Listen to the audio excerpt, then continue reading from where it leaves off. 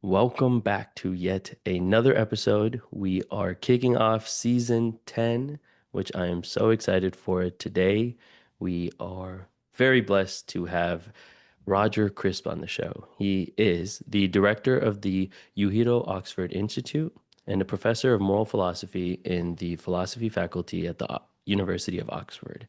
He's also the supernumerary fellow of St. Anne's College in Oxford as well. He's also an internationally respected authority on ethics, including ancient ethics. His work spans historical, moral theory, and contemporary moral debates. He is known for his influential scholarship on Henry Sidgwick, utilitarianism, and the nature of well-being, as well as his acclaimed translation of Aristotle's, this is a tough word, Nicomachean Ethics. He is currently working on a translation and commentary on three Platonic dialogues, Euthyphro, Apology, and Crito. How did I do that? It's pretty good. That last one is a little tough. Euthyphro. What does that mean? Yeah, most people say Crito, but actually I think Crito, as you said, it is probably a bit better. And what is Euthyphro?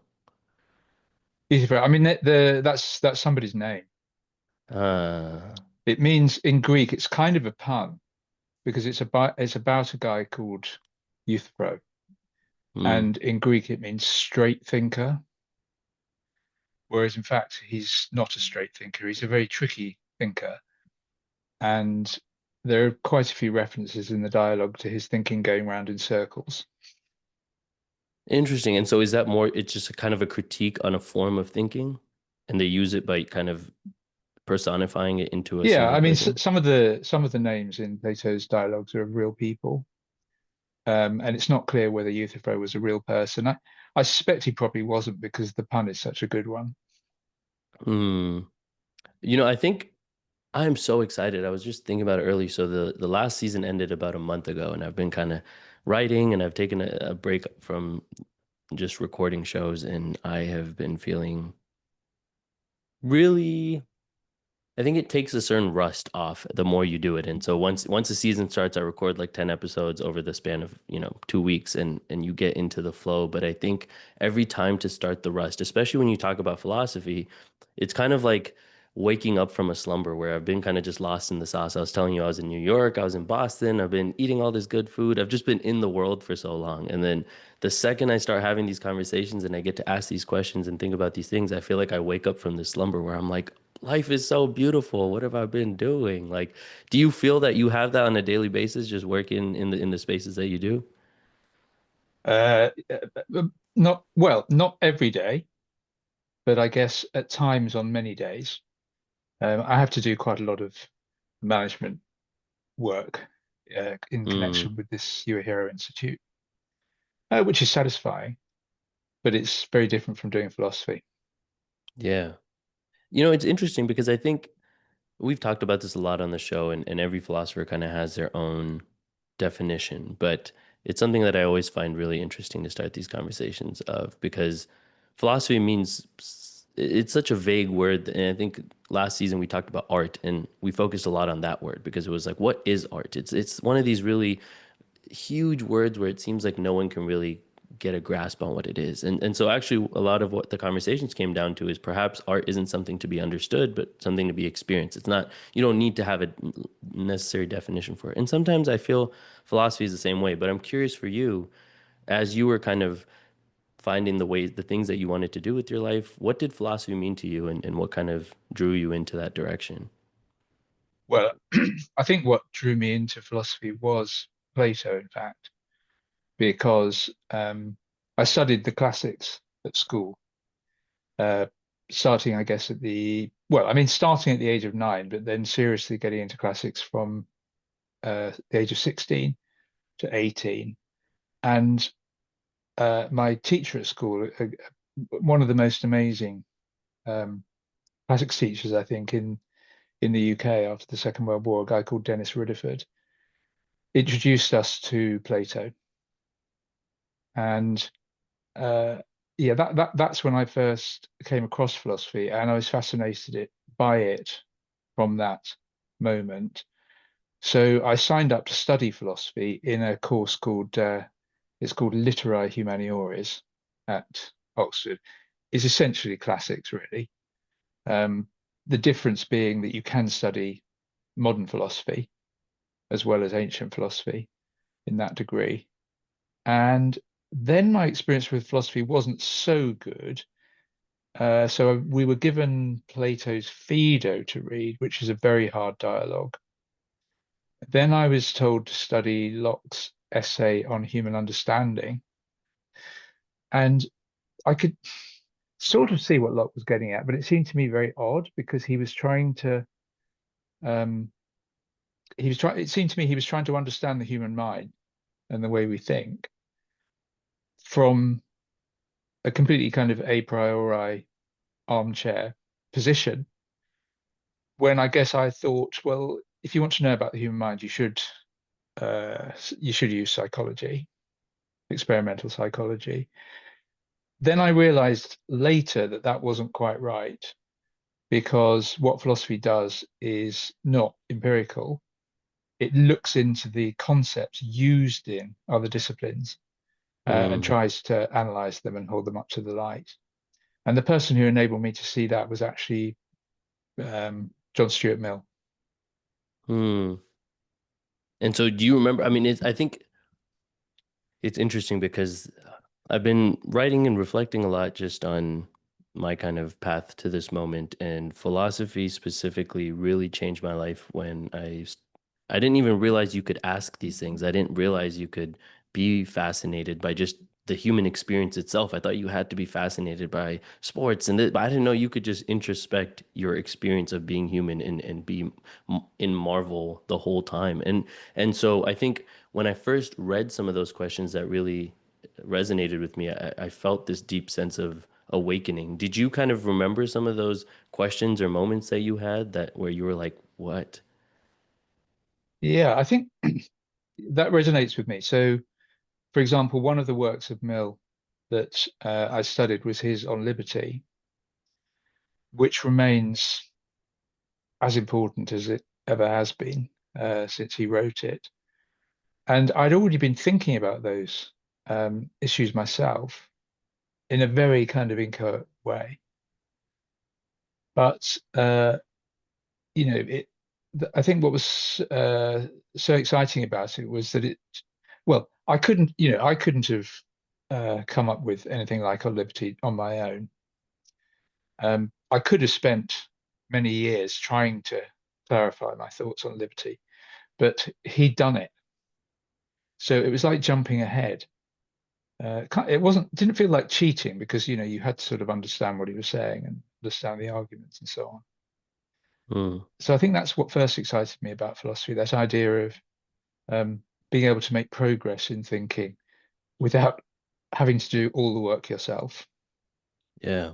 Yeah, I mean, I really experienced what you're talking about now when I was studying math, when it was when rather than studying the arithmetic or the computational aspects, we had a few history of math classes where I really got to see, I mean, how just insane it is that we've been building on these tools that people have been thinking about for thousands of years. And Yeah, it's not something that just came out of the blue one day. And it's something that we've taken a lot of time and effort to come to the things that we just easily have available in textbooks now. And so yeah, I'm really excited for today's conversation because the kind of pathway of these seasons was season 8 was about meaning. So the main question was just why any of this? Why educate at all? I mean, is there even a point for humans continuing?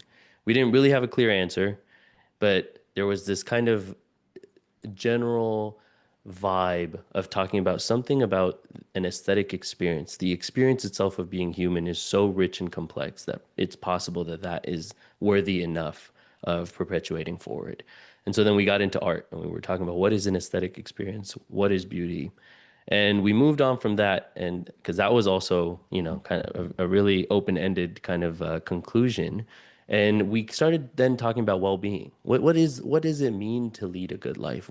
How do we even define what that is?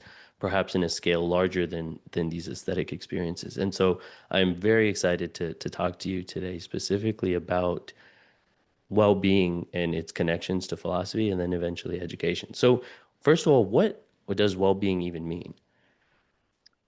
Good question. I think one way to understand it is to draw a distinction between what's good in certain respects and what's good for an individual. So you were talking about art. So you might describe a certain painting as good in certain respects, and you'll use aesthetic concepts um, to describe that value. Or you might say that a certain event was good. It was just good that it happened. Maybe the painting of that, um, the act of painting that work that I was just talking about is just good. It's good that a world contains something like that. And we haven't used yet the notion of good for. So well-being, I think, is a rather basic uh, sort of category of value, which is meant to capture the idea that somebody's life or some being's life or their experiences can go better or worse for them. And so, do you believe? I guess that's such an interesting question. Would that be placing the importance on the experience or kind of like an objective understanding of what a life comes down to? Well, I mean, people differ on that. Yeah. So some people will say all that matters for any being, perhaps in any possible world, not just in our world, because I think these philosophical views um, shouldn't be restricted to our own world. We should be trying to come up with truths which are necessarily true. They're true in all possible worlds. So the experientialist will say the only thing that can be good for any individual or bad for any individual is some kind of experience. Whereas other people will say they'll probably agree, yes, some experiences are good for people and some experiences are bad for people, but it's not just that. There are other things that matter as well. And also, there could be certain features of experiences which people are not aware of. So, in that sense, they're not subjectively available to them in the experiences which can affect their well-being. So, if you take the example of somebody who is, take somebody who has a lifelong relationship with another person, and as it were, from their point of view, and they're not really missing anything, right? I mean, it really seems as if this is they're having a relationship with somebody who really cares for them and loves them. But in fact, they're being deceived the whole time. But the person doing the deceiving is really good at it, and Hmm. the deceived individual never finds out. So I guess some people are going to say that shows that experientialism, at least of that simple subjective kind, is wrong. So there's more to well-being than just experience. And other people will say, well, yeah, and independently of experience, um, there are certain aspects of life which are just good in themselves. For example, if you accomplish something, if you make some great discovery, let's say, or you write a great novel, or you help a lot of people in a very significant way, that these people would say it's good, perhaps because it's just good to have that discovery or that those people will be helped. But it's also good for you because it's an accomplishment. You've achieved something with your life. You've made it meaningful or valuable in a way that, again, is independent of experience. Um, and then, of course, one of the main views about well-being, uh, which is experientialist, is hedonism, where what the hedonist will do is say, well, yeah, I mean, well-being consists in experiences, but you want to know what it is about those experiences that makes them good or bad for the subject. And it's, to put it crudely, there's one thing that's good, and that's that the experience be pleasurable, and there's one thing that's bad, and that would be that it's painful, and that's all there is to it. So I think I would say in Western philosophy, really, the big debate since the times of Plato and Aristotle is between hedonism and people who accept that pleasure is good and pain is bad, but also think other things matter. I mean, in ancient Greek philosophy, many philosophers thought that whether you're virtuous or not affects your well-being, or what they called their eudaimonia. Hmm. I mean, it's fascinating to me. I went to policy school in DC, and these conversations never came up once. I mean, not a single time, but it is amazing how even the things that you're talking about right now deeply influence the ways we think about laws, the way we think about policy, about schooling, because if we don't actually have some cleared consensus of what a good life even is, then we're kind of just shooting in the dark, being like, some people think this is a good life, other people think that's a good life, and we're not even talking about the thing that actually influences all these other decisions that we make. And so one thing that I can see happening is because there's so many opinions on this, you could feel like someone might just say there's no way of knowing. So there's no point in even talking about it. There's no way to define what a good life is. And let's say someone was to say that. I mean, what is the why is it important to define clearly what a good life is, not to actually understand what it is, rather than just like what it is somewhere in your brain. Why define it? Well, it does seem very important, at, at least to try to gain understanding of well-being, because if you guess it wrong, uh, it's you who'll suffer. So take, for example, the debate I was just mentioning between the hedonists on the one hand and people who think that accomplishment matters. Uh, and then think about many of the students that I was at university with who went on to careers in, finance, law, civil service or whatever, not because they thought carefully about whether they were going to have lives of well-being doing those jobs, but because they were just, we were, as it were, um, uh, taught to believe that those sorts of careers are worth doing for their own sake. It's an achievement to get high, high up into in a company or in the civil service. Now that may be true, but if it's not and you don't really enjoy it, you've made a huge mistake in your Mm, life, because somebody else could have done the job probably almost as well as you, or maybe even better. But from the point of view of your own well-being, you might have been wiser to spend your time doing something else. But equally, yeah. if you go for a life that is um, the one you think would be most enjoyable, that could be a mistake if you don't achieve anything, because it could be that accomplishment is a value. Mm. And so So, how do you so there's mm, real worry there about disagreement, I think, across philosophy. yeah. But I'm inclined to think most people want to have their own go at, you know, getting the answers right for themselves.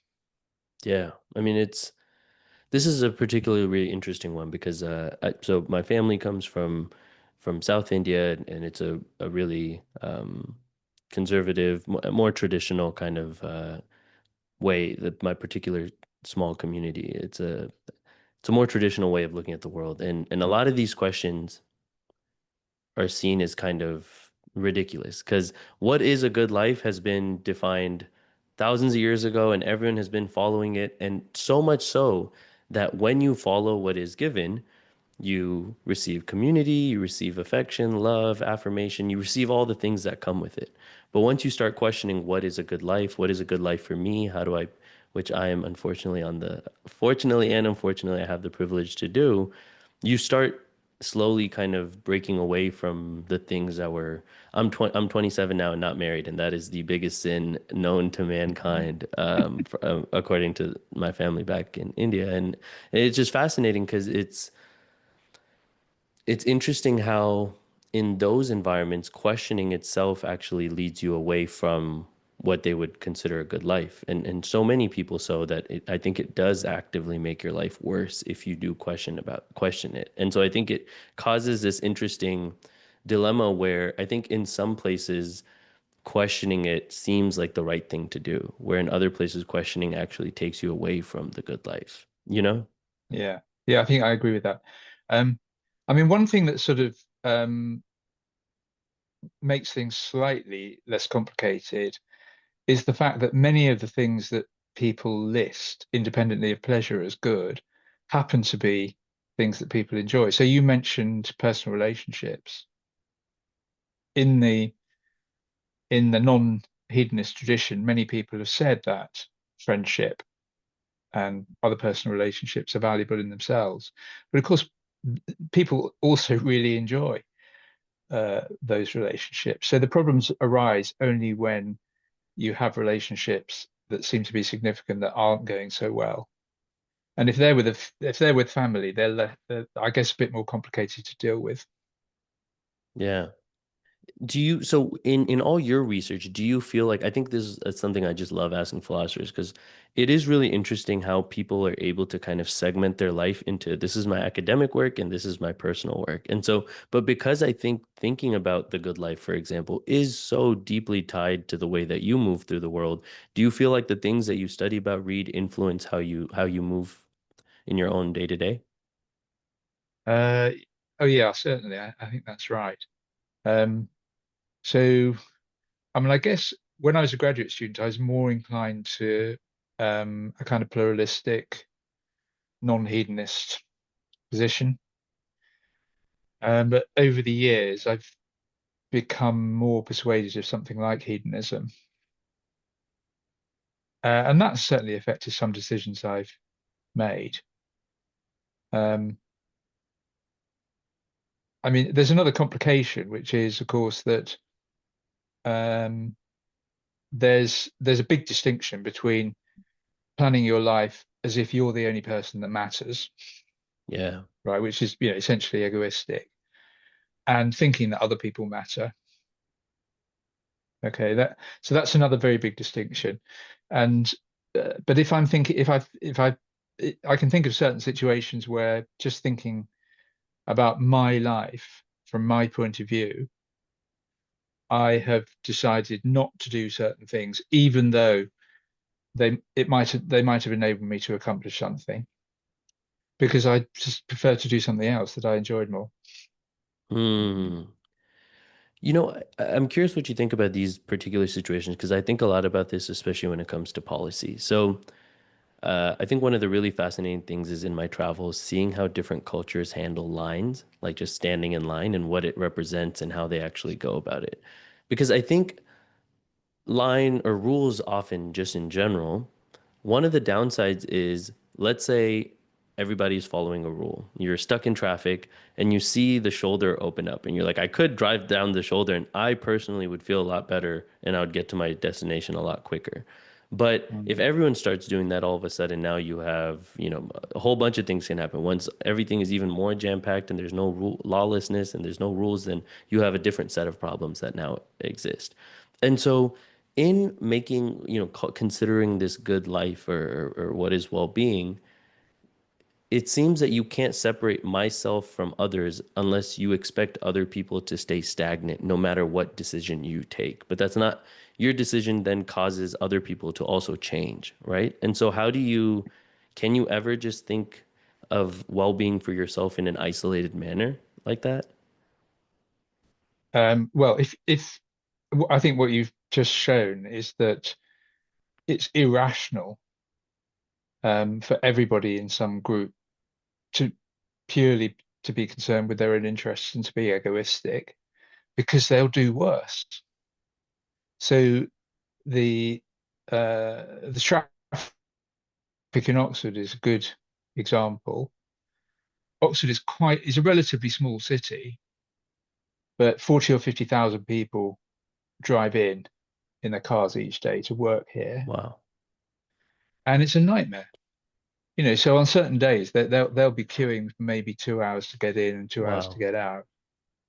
And they keep doing it because that's actually rational for them to do it, given that the buses and all the other ways of getting in and out are also caught up in all this traffic. Now, we do have what's called a park and ride system where people can drive to a car park outside the city and get a bus to come in. If a vast majority of people did that, they would get to work much more quickly, right? But the sad thing is that it's in the interest of each of the drivers to keep driving, whatever other people do, because if everybody else goes and gets the bus, that's fantastic. You'll get in really quickly because the traffic will be fairly light. Everybody else will be on the bus. But of course, if everybody thinks like that, you end up in the terrible situation that we're in. So the council here is doing what governments are meant to do, um, which is to try to incentivize good behavior, essentially by making people pay to Mhm. drive in and out. Yeah. And I mean, so I guess the fascinating thing to me is like when we connect this to education, oftentimes, I mean, I teach a lot. And so I think one of the most fascinating parts of my job is because I work one-on-one with a lot of students, is seeing how different every parent is based on what they think is a good life for their children and how much control they think they have over that, over what is a good life, whether their kid can actually get it. The amount that they think I am in control of making sure that this can happen is also so fascinating to see. And how similar their definition of good life is kind of imposed onto their children is also so fascinating because it really does differ from culture to culture, parent to parent. And so it's something that I'm often balancing with, where it's like, how much of it is it the role of the educator to simply just create the good life that the parent wants for their children, or how much of it is it to impose my own definition of a good life versus what the child thinks is a good life, having to bet. So this is something that comes up so often for me while in these educational spaces, thinking about whose well-being do you consider most and do you value most? And so Yeah, as a professor, yeah. what are your thoughts on some of that? Well, yeah, you're absolutely right. I mean, how to make these interpersonal decisions is very difficult. How much weight to give to the well-being of your child as opposed to the well-being of others is difficult, especially if you've got more than one child and you've got to weigh their needs against one another. You've got your own needs, you've got the needs of other children in the class, let's say, yeah, if you're teaching them, or even if you're a parent in some cases. But I think your point there about how parents, on the whole, tend to take their own views about what's good for children and bring those children up in light of that is a very good one, I think. And I guess somebody might say, well, what else are you going to do? Right? You can only act on your own views. But what you could do is reflect upon the fact that your view of what's good for a child is just one view among lots of others, and other people will disagree with you. And although I mean, if you reflect upon that fact, there's this strange evolutionary quirk in human beings that they were very rational, and we kind of know that. Yeah, let's say I think proposition P, and you think Q, right? And I know you're just as able as I am to get to the truth. What I ought to do there is suspend judgment and say, well, I don't know which one of us is right. Um, could be you, could be me, but we don't do that. We tend to keep thinking that we're right, and I'm sure there's an evolutionary reason for that. Um, hanging around the whole time thinking about whether you're right or that there's a tiger behind that tree or whatever isn't a great strategy. Yeah, you have to keep going with what you've got. But nevertheless, I think in the case of parents, and I think this probably was true of me to some extent with our children, um, it it can be helpful to step back and listen to what other parents say about what they think is best for their children and ask yourself, well, okay, I kind of disagree with them, but is there something in what they're saying? Maybe discuss it with the other parents and improve your own view. So I'm inclined to think that discussion between people who are ready to take the views of other people seriously is the way to make progress. Hmm. I'm just I'm having so much trouble with this. I just yesterday I meet one of my kids because I do a lot of my work over Zoom. So I finally meet the student in person and I meet their family. And the parents having a conversation with me about what our plans are for the future and things like that. And this particular parent is hell bent on their kids must get into an Ivy League college. They don't even, I mean, there is no kind of care for whether the kids have evidently shown many times that they're not really all that interested in school or in learning or in writing or reading or mathematics or any of it. But they're great kids. But but their parents have this like how they must get into Harvard because they're from Boston, and if it doesn't happen, we've failed as parents.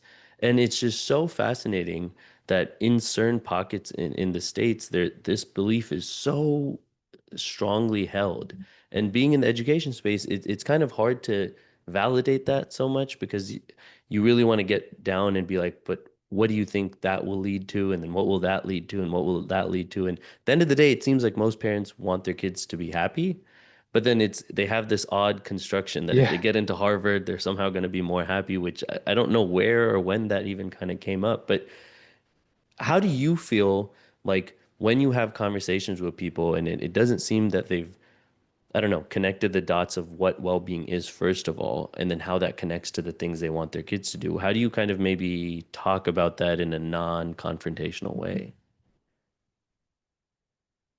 Um, well, I think it's possible to approach those questions in a non-confrontational way just by asking, do you, do you think Harvard is the place that's going to make your child happiest?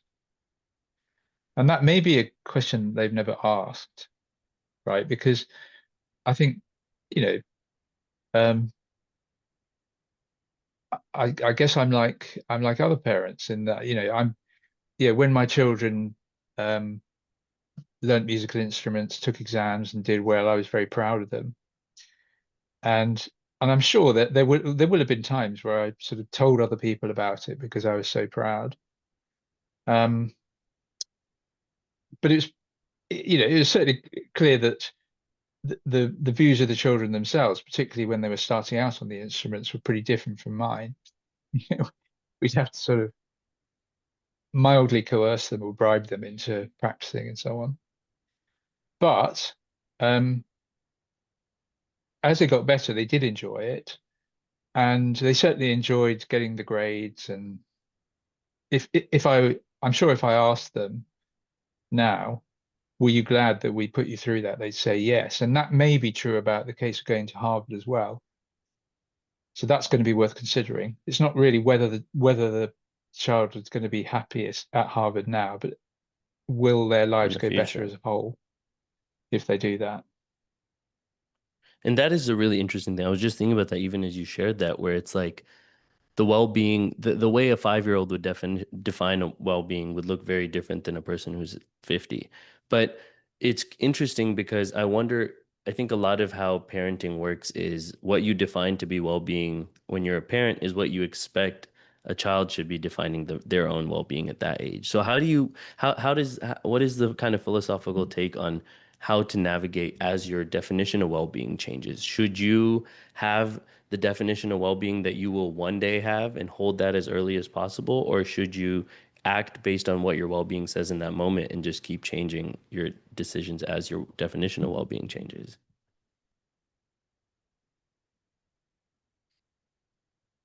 Yeah, I think that is an excellent question. And I think one answer that somebody might give is to say, well, to deal with the situation rationally, you have to use you have to be epistemically rational. You have to attach probabilities to the truth of all the different views that are out there and so on, and try and maximize the credences of your, in your own epistemic space. That seems to me crazy. Um, because partly it would just be it would be impossible to do it. So you've just got to listen to what people say, think about your own beliefs, and form them as thoughtfully and carefully as you can, bearing in mind that you may well have got it wrong. So there must be a constant monitoring process, I think, going on where you're listening to what other people say, listening to what the children say, and reflecting. Yeah. Have you noticed, have you seen these conversations? Because one thing I would love to do is, have a panel of educators, put people together and have these conversations of, because I have spent far too long in the education space and I have not once heard this conversation be brought up. What really even is a good life? What are we actually trying to do? And I guess maybe the first question is, do you feel like it is education's role to actually maximize the amount of well-being in a society or in a group of people? Uh, well, I guess I think it's one role, so that would be one aim among others. But I think I'd also be concerned about who gets the well-being. So you might think, for example, that, well, some people would say it should be distributed equally. That would be the ideal outcome. Or other people might say, well, um, if you're talking about actual goods rather than units of well-being, which I guess you are in many cases, yeah, there might be something to be said for giving some priority to those who are worse off. That would be a principle of justice. Mhm. And kind of, okay. And then, yeah, I mean, even speaking about that would be very important Yeah, first then. I agree. And I also completely agree with what you say about how odd it is in the context of education and elsewhere in our society that we do not uh, think very much or talk very much about what well-being actually consists in. And the question is absolutely crucial. Whereas we do spend a lot of time thinking about what's right and what's wrong. So we think a lot of time thinking about morality, and the newspapers and radio and TV stations will be full of, and the internet full of discussions about what's right and wrong. Everybody's got their own opinion on those things. When it comes to the very basic question, what does our happiness or our well-being consist in? People very rarely think about it. And as we were saying earlier, it can make a massive difference.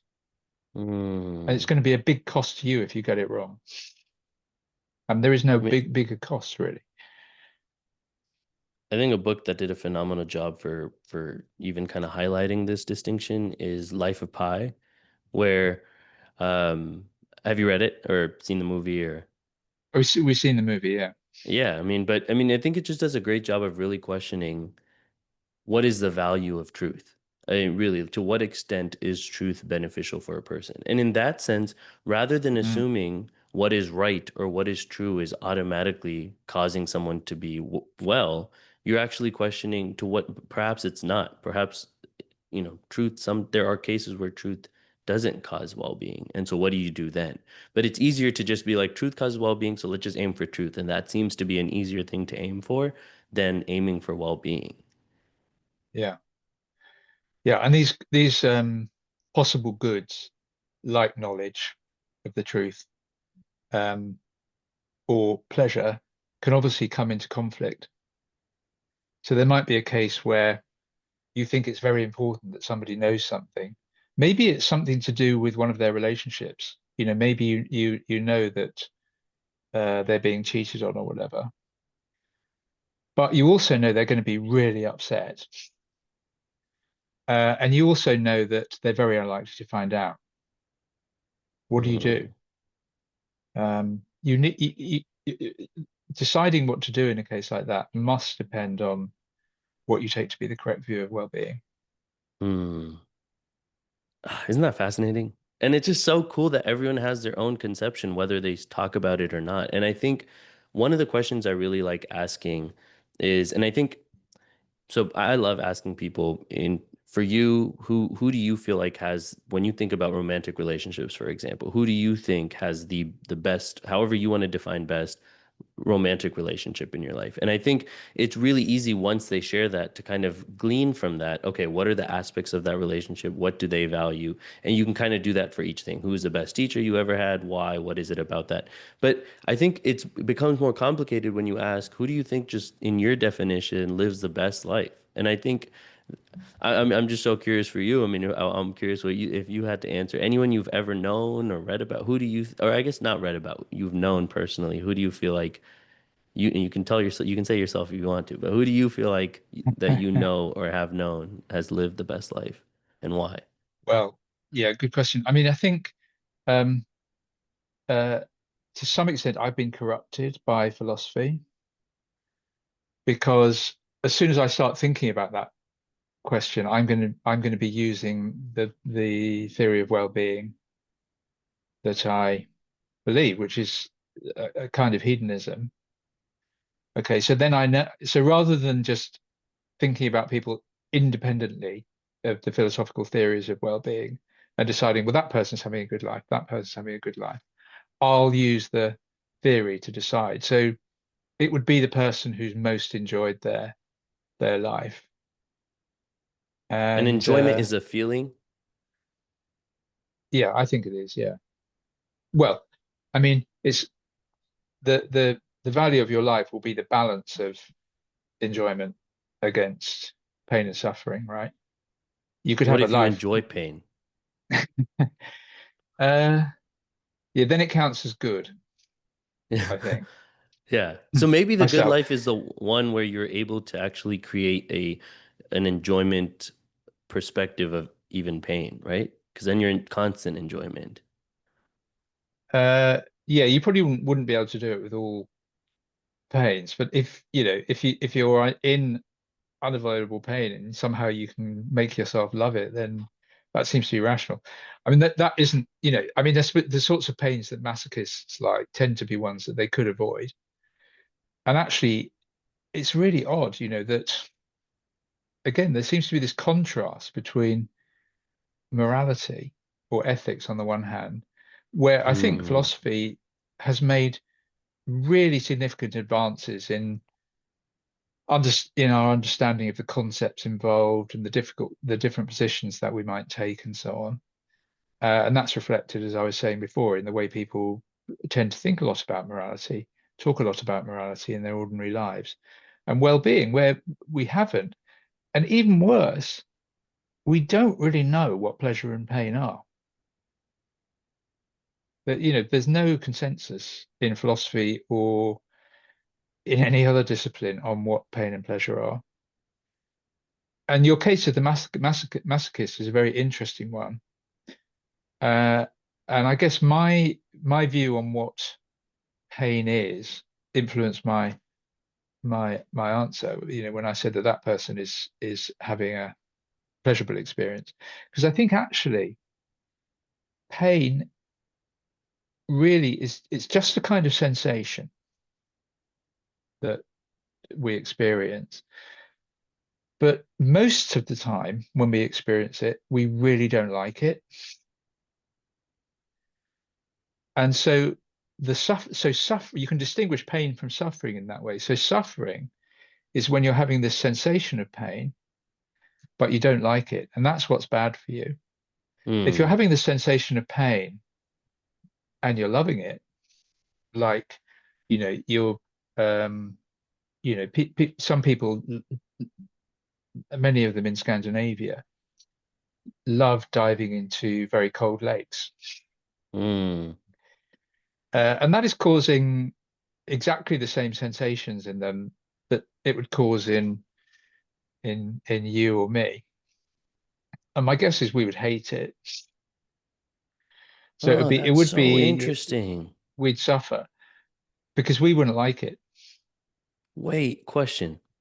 Could this be a limitation in the English language? Because what I'm hearing you say right now is, let's say hypothetically, sadness is my understanding of a particular sensation.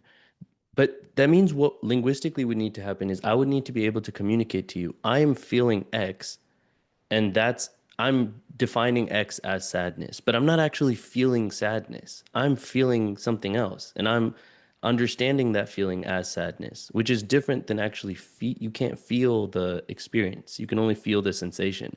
But the sensation might be your heartbeat increasing. It might be there's Yeah, yeah. Okay. but that so you're never actually feeling sad.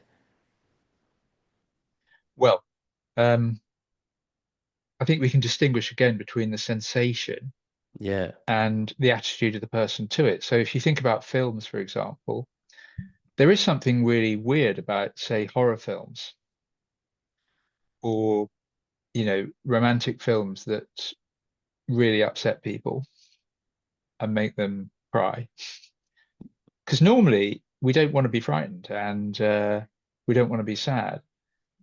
But actually, what goes on in those films is that we have the sensations, but we like having them. Yeah. So if it's a good example of one of those types of film, we'll say it was great. I really enjoyed that. But hang on, you were like screaming all the time, or you were crying most of the time. That's not the point. You can have the feelings, and you can that usually people don't like, and then they would be unpleasant. You can have them and enjoy them. Mm.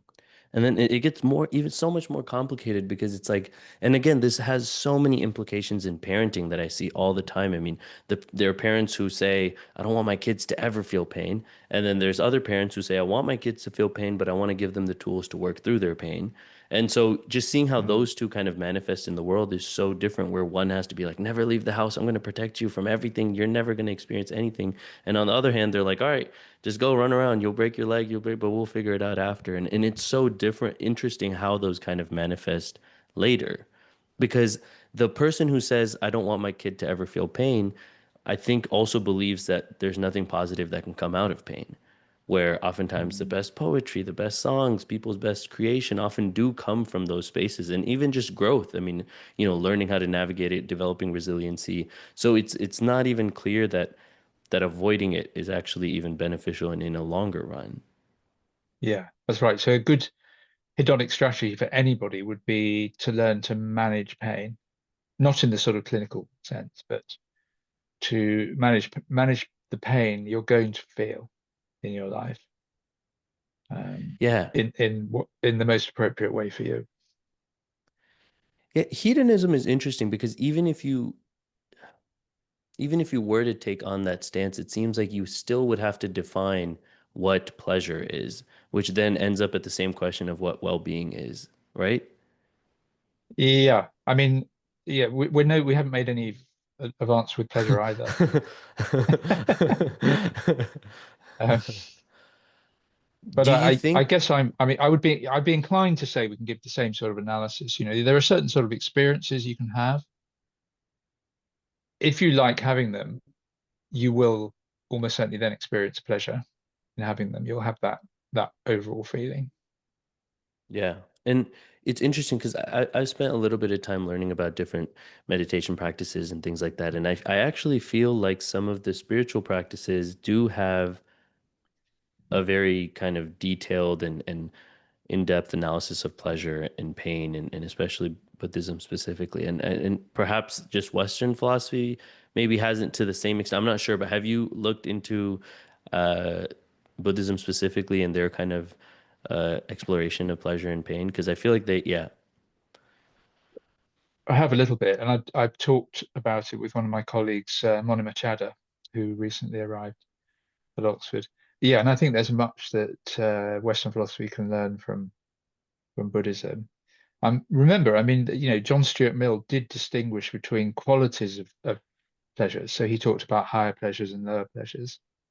Mm, Um, I mean, his view was a bit weird in that he thought there were certain pleasures um, which are so valuable to you that you would never give them up for any amount of the lower pleasures. So to use a slightly trite example, you might say to me, "Oh, I've just spent a few months reading the novels of Jane Austen, and they kind of blew my mind. Absolutely loved them." Um, if I would say to you, "Well, how much did you enjoy them?" You'd probably say, "Well, I don't know, just a lot." So then I might say, "Well, do you like Coke?" And you might say, "Yeah, yeah, I like Coke." So I could say, "Well, how many glasses of Coke would I have to give you for you to say, well, I've just enjoyed that series of glasses of Coke more than Jane Austen?" It seems a kind of weird question, but you can ask it to yourself, and you can kind of see the point that Mill is getting at. There seem to be some categories of pleasure which are so mm, valuable that you wouldn't give them up for lower categories. And I think many Buddhists would take the same view about about pleasure and suffering. mm. I wonder how much of this is intellectual versus something that's just like innate, where there's no like questioning even needed, where like a child just knows what's pleasurable as opposed to, but then as you get older, you are able to intellectually create pleasure as well, which is this whole other form. Like I think one of the best ways is experiencing a movie or music. It's to someone who hasn't indulged in that particular form a lot, you might just hear, I think there's an excellent example with, I used to sing classical Indian music. The whole process of learning this music was just to actually become more tuned to appreciate it far more. Where when I first started, I couldn't identify anything. I was like, all right, cool, this sounds kind of nice. But then as I learned more, I was like, oh, you can look for this, and this is challenging. And so I intellectually found a way to appreciate it as opposed Yeah, to just having an innate relationship with it. yeah. So that's a very good point. And I think the distinction between the intellectual and the bodily pleasures is obviously a very old one in many traditions. And John Stuart Mill makes a lot of it when he's drawing his contrast between the higher pleasures and the lower pleasures, as did I, when I gave you my Jane Austen versus Coke example. But myself, I'd be inclined to say that what we need to do is think about taste. I mean, not the sense of taste, but people's taste in various things, right? Um, the neuroscience that we have, and I have this from a guy called Morton Kringelbach, who's an excellent neuroscientist working in Oxford, who has actually written about pleasure and pain, and has a lab which is wonderfully called Hedonia, where uh, they use MRI technology to look at what's going on in people's brains when they experience pleasure and pain. And it just is the case that what you get from in terms of pleasure from listening to a Bach sonata is the same as what you get from eating an ice cream. Mm, It's the same circuits that are firing. Um, and you might have a taste for both. And that taste could be such that you love the Bach so much that you'd say, okay, as long as I can keep listening to that every now and again, I'll never eat ice cream again. If that's the choice, Bach or the ice cream.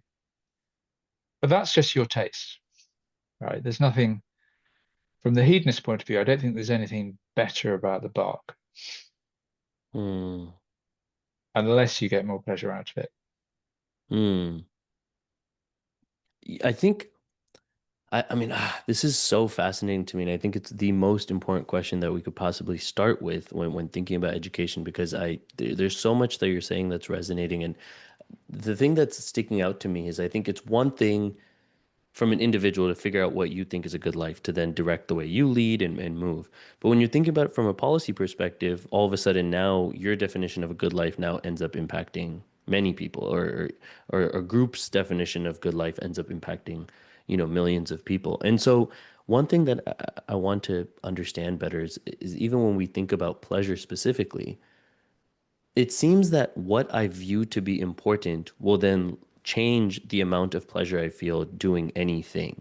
And so the question becomes, it seems more to define what you value, which then causes the pleasure, as opposed to some innate thing about pleasure itself. Like, I think, like, I think a good example is if you live in a society where family is the most important thing, like my aunt was married at 16, and but like, that kind of was a thing that she wanted to do, then had children, wanted to be a mother for a long time. And that was just in the environment that she was in. That was like, all right, you did a great job.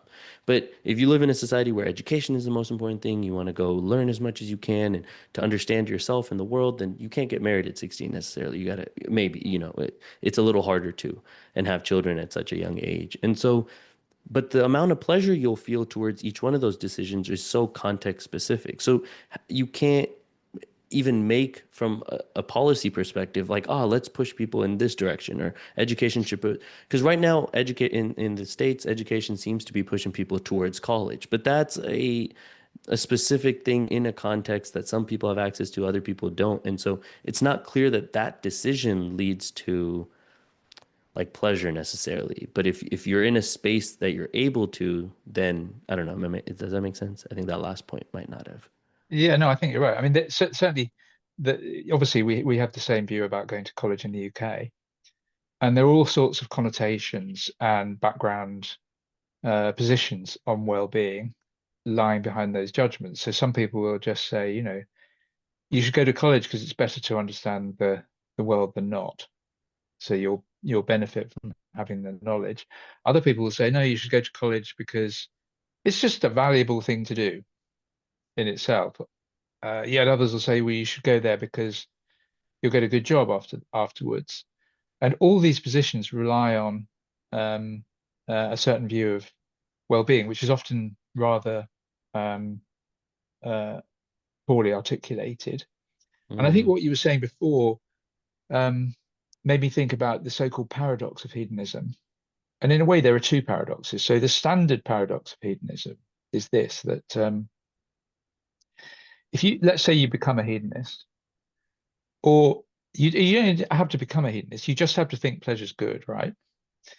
If you then spend too much time trying to get pleasure, you'll fail, right? In fact, you may even uh, end up suffering more than enjoying life. So the classic example is somebody who takes up tennis, right? And they start learning how to play tennis, and they are really really enjoying it, and they're doing well, winning matches and so on. Everything's going fine, and then they become a hedonist, right? So they go to some philosophy class, and they're told hedonism is right, and they think, yeah, yeah, that is right. And then they start to try to put their view into practice. So when they're on the court, they're not thinking so much about, where's the next ball going to be coming from. They're thinking about, oh, am I enjoying myself enough today? And of course, they end up losing matches because they're being distracted. So it looks like, um, as you were saying, people pursue pleasure because they value it, and that's in a way just because they're enjoying it. They're liking the experience. If you set it as your goal and then you go for it, you'll often fail. Um, and I think hedonists, philosophical hedonists, kind of this, they'll have the same difficulties. Um, and what they what the philosophical hedonists have to do is to remember that many of these other good things, are enjoyable, right? mm, So You want to encourage people to play tennis, not to play tennis with a view to enjoying it. And then naturally through that, you will find pleasure. Yeah, that would be the best strategy, I think. Yeah, yeah. Yeah, It's yeah. I mean, there is one thing that could be really cool that I would love is if everyone just had a personal booklet where they wrote down what they think a good life is. And as they move through the world, they can change it. But then anytime you want to understand someone, all you have to do is read that book and you can just understand why they do the things that they do. Because I think it's so fascinating that oftentimes it's easy to judge another person, especially when you're dealing with people from different cultures, because you don't understand why they think what a good life is. I think that's one of the biggest things I've noticed and why it's so easy to judge people who are far different than you is because you don't understand that in their world, what they're doing leads to a good life. And it really yeah, does in everything that they have understood. If you understand philosophy through their lens and their perspective, that also leads to a good life. But from your own booklet, that seems absolutely crazy. But once you can kind of read theirs, then you can start, I think, piecing it together so long as people are relatively rational, I guess, in some sense. And so I think yeah, to even bridge the gaps between cultures, if everyone had something like that, at least people would make sense. You wouldn't have to necessarily agree with them, but you wouldn't have to think they're crazy or bad people for doing something differently. yeah. I think I agree with that. And it helps, doesn't it, if you have some broad abstract concepts in mind, like meaningfulness or pleasurableness or Mm, something like that. So you can actually, when somebody's doing something mm. really weird and you can't make sense of what they're doing, often when you ask them, they'll say, well, this gives me a sense of purpose in my life. I enjoy it. And it all starts to make sense.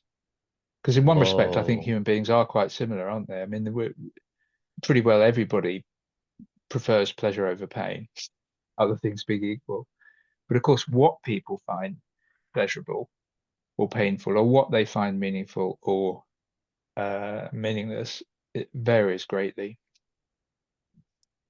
Wow. I mean, and I'm just so curious how many of those concepts we don't even have words for yet.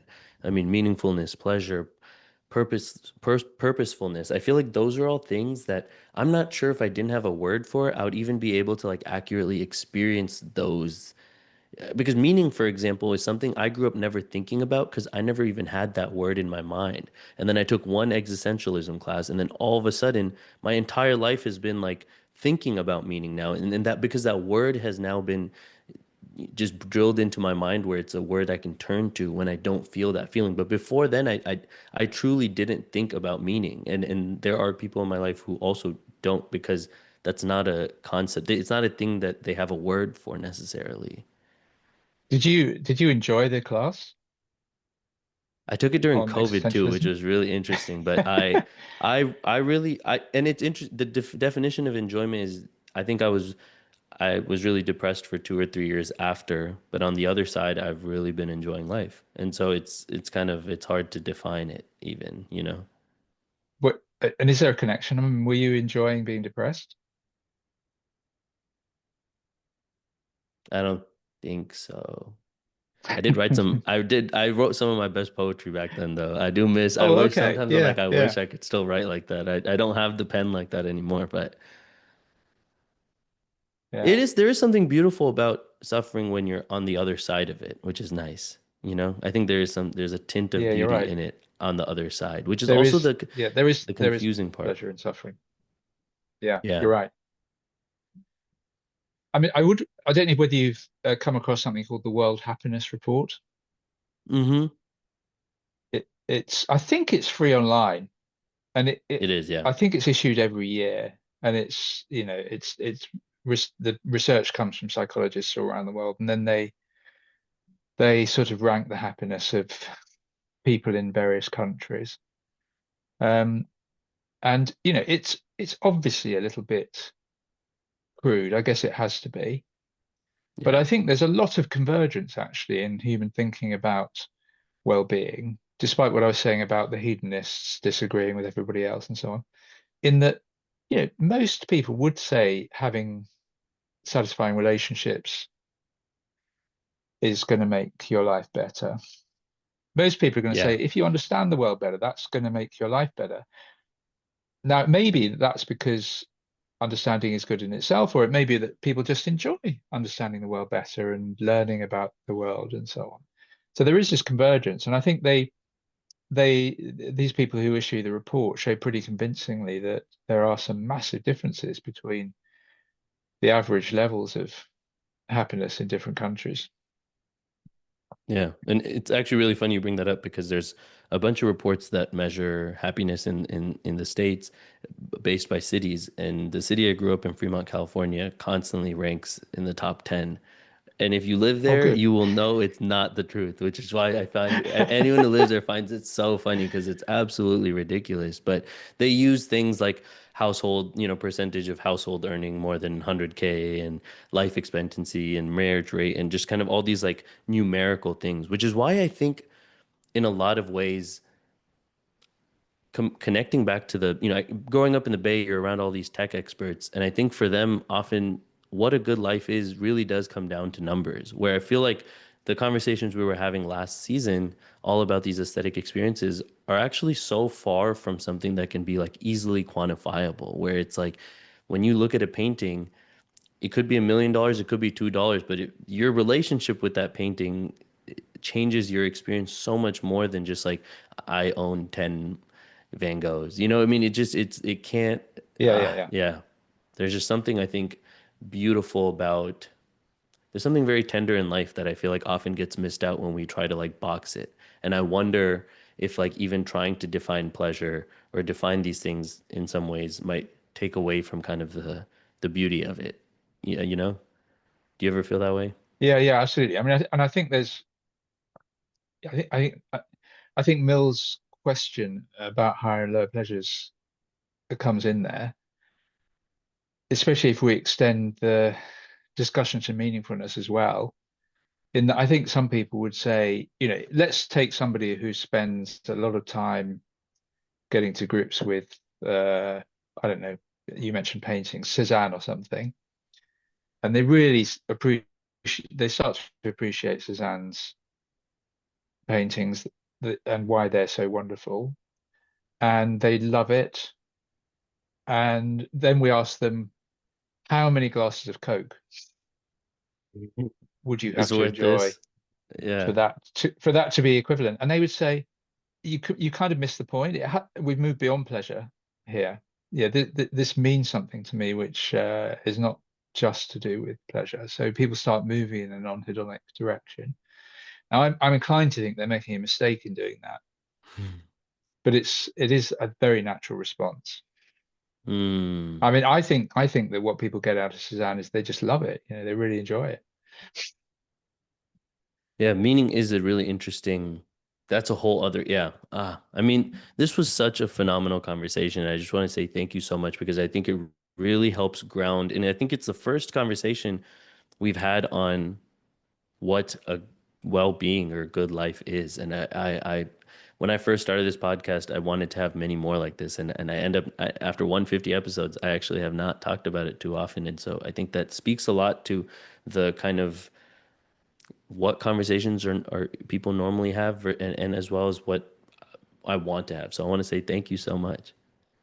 Oh, well, thank you. It has been, of course, I would say as a hedonist, it's been a real pleasure. And I hope that some people watching the podcast will also be inspired to think about well-being, because I think in general it's true. If you do think about well-being and you try to put your thoughts into action, your own life will become better, as will the lives of people around you. Hmm. Writing that down, moving towards well-being. I mean, yeah, 100%. But thanks, Roger. It's a pleasure. Thank you. Yeah. And I want to say thank you all for listening. I hope you enjoyed this conversation. I'm so excited to get this season started. And as per usual, stay re-educated.